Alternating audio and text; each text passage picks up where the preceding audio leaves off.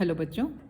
तो हम लोगों का कोऑर्डिनेशन केमिस्ट्री चल रही थी, तो उसमें हम लोगों ने आइसोमेरिज्म पढ़ी थी। तो आइसोमेरिज्म के कोऑर्डिनेशन कंपाउंड्स में दो तरह की आइसोमेरिज्म होती है। एक तो स्ट्रक्चरल आइसोमेरिज्म और दूसरा स्टीरियो आइसोमेरिज्म। तो स्ट्रक्चरल आइसोमेरिज्म हम लोगों ने कर ली थी। उसके लिए आप तो पहला वाला वीडियो देख लेना, आइसोमेरिज्म इन कोऑर्डिनेशन कंपाउंड्स। ठीक है, तो उसमें हम लोगों ने स्ट्रक्चरल आइसोमेरिज्म करी थी। अब हम लोग जो आज नेक्स्ट टॉपिक करेंगे उसी का वो है स्टीरियो आइसोमेरिज्म। तो स्टीरियो आइसोमेरिज्म और स्ट्रक्चरल आइसोमेरिज्म में क्या फ़र्क है, पहले तो हमें ये पता होना चाहिए। तो स्ट्रक्चरल आइसोमेरिज्म में क्या होता है कि टू और more than two coordination compounds के मॉलिक्यूलर फार्मूला तो सेम होते हैं, लेकिन उनके स्ट्रक्चर्स डिफरेंट होते हैं। ठीक है, और उनकी फिजिकल प्रॉपर्टीज और केमिकल प्रॉपर्टीज सब डिफरेंट होंगी। और स्टीरियो आइसोमेरिज्म में क्या होता है, व्हेन द टू और more than two compounds have same molecular formula as well as उनके स्ट्रक्चरल फार्मूलाज भी सेम हो सकते हैं, but the arrangement of atoms और groups in the space is different. अभी हम लोग पढ़ेंगे इसमें। तो इसमें क्या होगा, मॉलिक्यूलर फार्मूला भी सेम होंगे, स्ट्रक्चर भी सेम होंगे, लेकिन उसमें जो ग्रुप्स और एटम्स लगे हुए होंगे उनके स्ट्रक्चर में उनके स्पेस बदल जाएंगे। तो स्पेस में उनका अरेंजमेंट जो है वो डिफरेंट होता है, इसलिए हम उन्हें बोलते हैं स्टीरियो आइसोमर्स। तो देखो इसकी डेफिनेशन कैसे लिखोगे, व्हेन टू और more than two compounds have same molecular formula but they have different arrangement of atoms और ग्रुप्स इन द स्पेस। लेकिन उनके स्पेस में एटम्स और ग्रुप्स के अरेंजमेंट डिफरेंट होंगे, वो अभी हम लोग आगे चल के देखते हैं। And these are said to have stereo isomerism. अब स्टीरियो आइसोमेरिज्म को फिर से हमने अपनी सिंप्लीफाई करने के लिए दो टाइप्स में डिवाइड किया हुआ है, एक तो ज्योमेट्रिकल आइसोमेरिज्म और दूसरा ऑप्टिकल आइसोमेरिज्म। तो आज हम लोग स्टीरियो आइसोमेरिज्म का ज्योमेट्रिकल आइसोमेरिज्म वाला टॉपिक कर रहे हैं। ठीक है, तो ज्योमेट्रिकल आइसोमेरिज्म, इसी को हम सिस ट्रांस आइसोमेरिज्म भी बोलते हैं।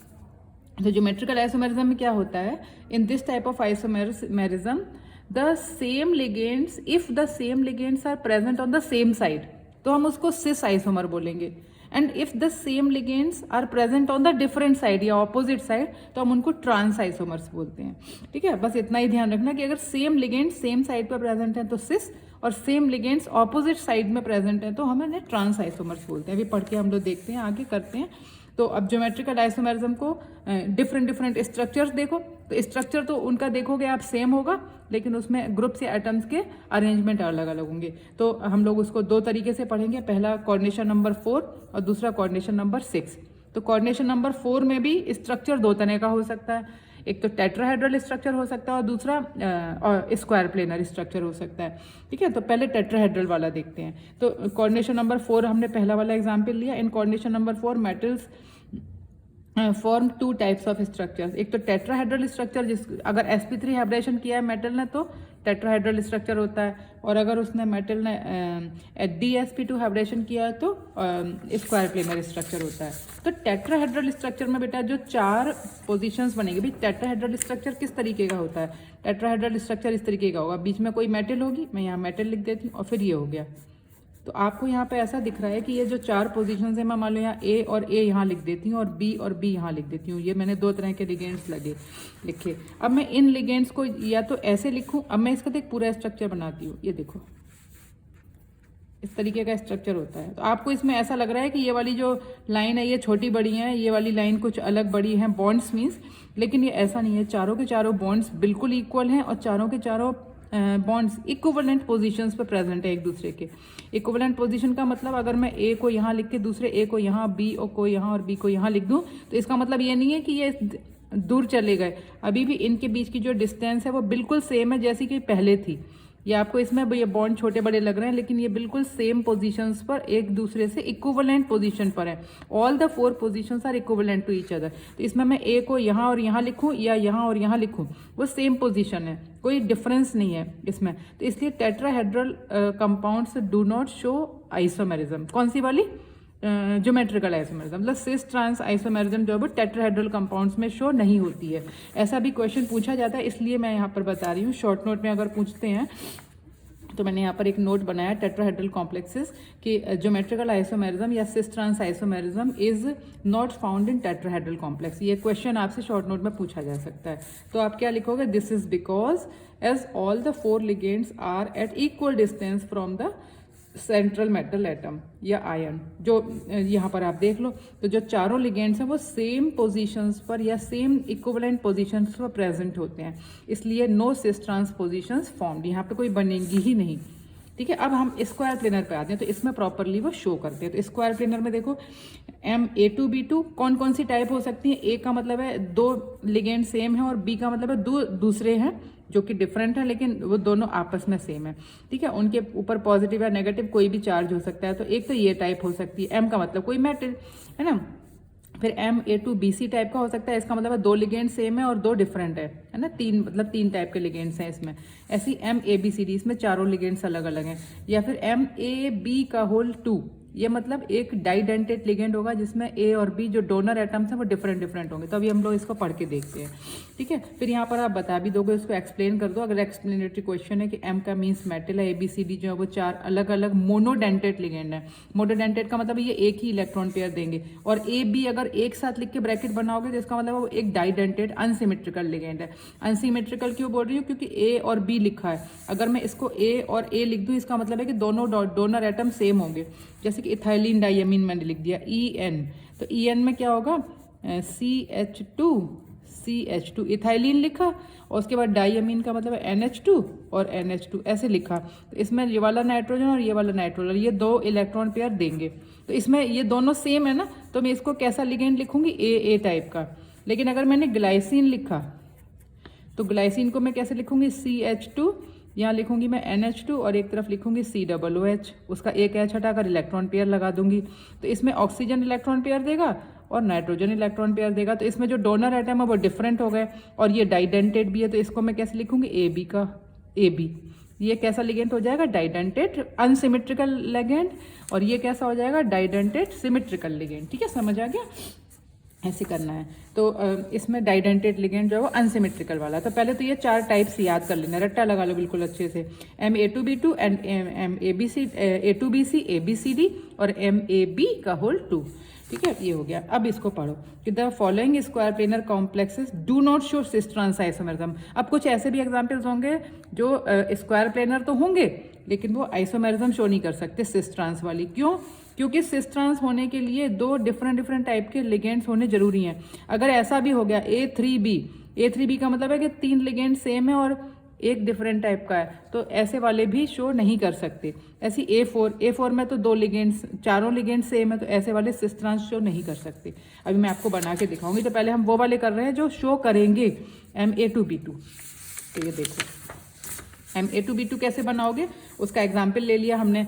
M की जगह हमने प्लेटिनम ले लिया, और A2 की जगह हमने दो लिगेंड्स ले लिए NH2 मतलब अमोनिया और दो क्लोरीन के। तो इनको बनाओगे कैसे, देखो इस तरीके से। अब स्क्वायर प्लेनर बनाना है तो प्लेटिनम बनाओ और उसके चार बॉन्ड बनाओगे। एक तरफ जो है वो अमोनिया इधर आ गया और अमोनिया आ गया, तो ये सेम साइड पर आ गए, देखो अमोनिया लिगेंड।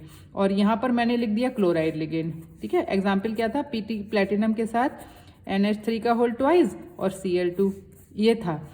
ठीक है, इस तरह का एग्जाम्पल था, और इस पर कोई चार्ज नहीं है, न्यूट्रल है ये। तो इस पर जो है वो ये सिस कहलाएगा, क्योंकि दो अमोनिया लिगेंड्स या दो क्लोराइड लिगेंड वो सेम साइड पर प्रेजेंट, तो इसको क्या बोलेंगे, सिस आइसोमर। और अगर इसी में हमने बना दिया NH3 को इधर बनाकर और इस पोजीशन को छोड़कर और NH3 को इधर बना लिया और Cl इधर लिख दिए, तो ये ट्रांस वाला कहलाएगा। तो इसमें देखो ऑपोजिट साइड पर सेम लिगेंड प्रेजेंट है, तो इसे बोलेंगे ट्रांस। और अगर same ligands are present on the same side तो उसे हम बोलेंगे सिस। तो ये सिस ट्रांस आइसोमेरिज्म कहलाती है। समझ आया? अब देखो नेक्स्ट वाला। तो नेक्स्ट एग्जाम्पल हम लोग करते हैं, मान लो PT, और नेक्स्ट एग्जाम्पल कौन सा था हमारा, MA2BC।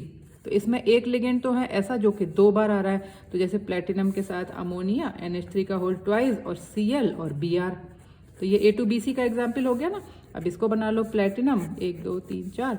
अब देखो NH3 को अगर सेम साइड बनाओगे और Cl और Br इधर लिख दिया, तो same ligands are present on the same side, तो ये कौन सा हो गया, सिस। अब इसी का अगर तुम्हें ट्रांस बनाना है तो कैसे बनाओगे, NH3 और NH3 को इधर बना दिया, Cl और Br बना दिए, तो ये कौन सा हो गया, ट्रांस, क्योंकि same ligands are present on the different sides. समझ में आ गया? अब देखो नेक्स्ट एग्जाम्पल था हमारा M के साथ ABCD, ऐसा वाला था। तो इसमें हम लोग बना लेते प्लेटिनम के साथ अमोनिया,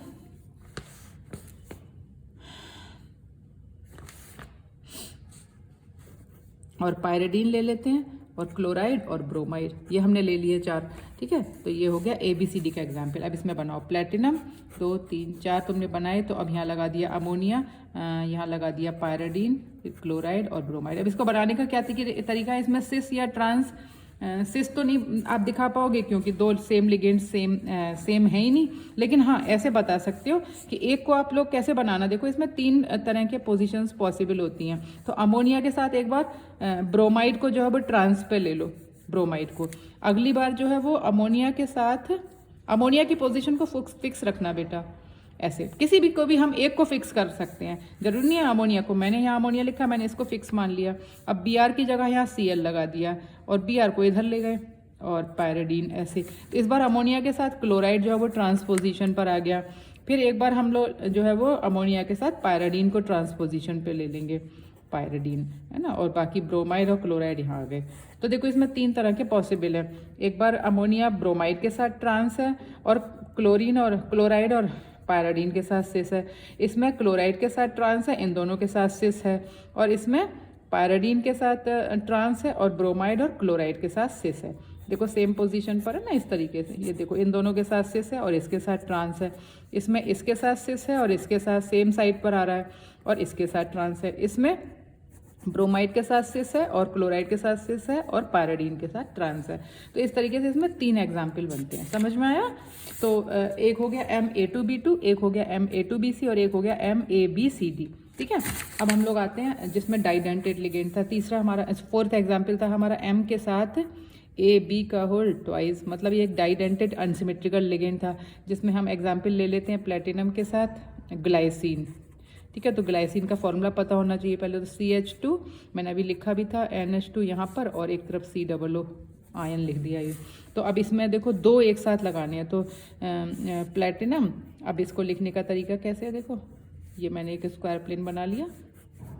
अब इसमें ग्लाइसिन लिखूंगी तो CH2 और NH2 और C और O और O, इस तरीके से। देखो इधर ऑक्सीजन इलेक्ट्रॉन दे रहा है, इधर नाइट्रोजन। अब इस बार मैं इधर भी बनाऊंगी, है ना, तो CH2 और NH2 CO और O। तो इसमें देखो नाइट्रोजन सेम साइड्स आ रहे हैं और ऑक्सीजन सेम साइड आ रहा है, तो ये कैसा लिगेंड हो गया, सिस। अब एक एग्जाम्पल ये भी हो सकता है कि यहाँ पर NH2 CH2 CO और O, और इस बार यहाँ पे O आ रहा है, O CO CH2 और NH2, ये देखो। तो इस बार देखो नाइट्रोजन और ऑक्सीजन सिस पोजीशन पे आ रहे हैं, नाइट्रोजन और ऑक्सीजन, और nitrogen same ligands are present on the same side, sorry different side. तो इसको क्या बोलोगे, ट्रांस, और इसको बोलेंगे हम सिस।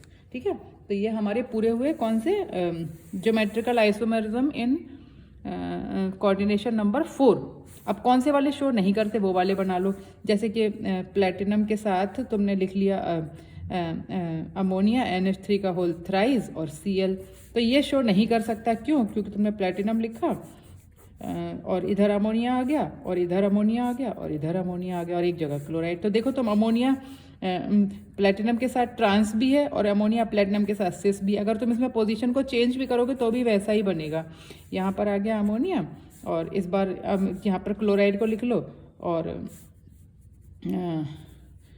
उसके बाद में क्या कहते हैं, अगर तुमने इनकी पोजीशंस को चेंज भी करना चाहा तो ये चेंज नहीं हो पाएंगी। मान लो कि मैंने अमोनिया लिखा और अमोनिया को यहाँ लिख लिया, क्लोराइड को फिर से यहाँ लिख लिया, तो अमोनिया के साथ सेम लिगेंड सेम साइड पर भी प्रेजेंट है और सेम लिगेंड ऑपोजिट साइड पर एक ही में प्रेजेंट है, कॉम्पनसेशन नहीं हो पा रहा है, तो ये जो है वो ये शो नहीं कर सकता। ऐसे ही प्लेटिनम के साथ अगर चारों अमोनिया लगा दोगे तो भी शो नहीं होगा, क्योंकि सेम लिगेंड जो है वो सेम साइड पर सेम और डिफरेंट शो नहीं हो पाएंगे। एक ही में सिस और ट्रांस दोनों बन जाते हैं। सिस देखो यहाँ पर भी बन रहा है अमोनिया के साथ और ट्रांस भी बन रहा है इसी के साथ, तो ऐसे वाले शो नहीं करेंगे। ठीक है, तो इतना करो आप। इसके बाद 6 कोऑर्डिनेशन वाला, अभी मैंने 4 का सिखाया, अब 6 वाला जो है वो नेक्स्ट वीडियो में करेंगे।